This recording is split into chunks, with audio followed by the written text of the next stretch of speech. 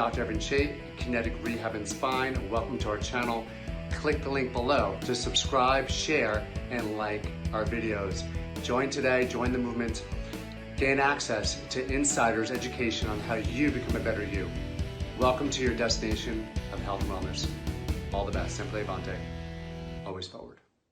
Hi, Dr. Evan Chait here. I want to show you a tutorial on how to use the Hypervolt on your quadricep, okay, on your thigh. So first of all, let's turn it on. There's an on button at the bottom, and here's a power button. And there's three speeds. We push it once, we go to power speed 1, push it twice, speed 2, and then speed 3. We're going to go down to speed 1. And I like to use a flathead because I can move over closed. And it's as simple as moving up and down. But what I like to add is actually an elongation to shortening the muscle. So the muscle's short and then I'm elongating as I'm applying a little bit more pressure for my knee up.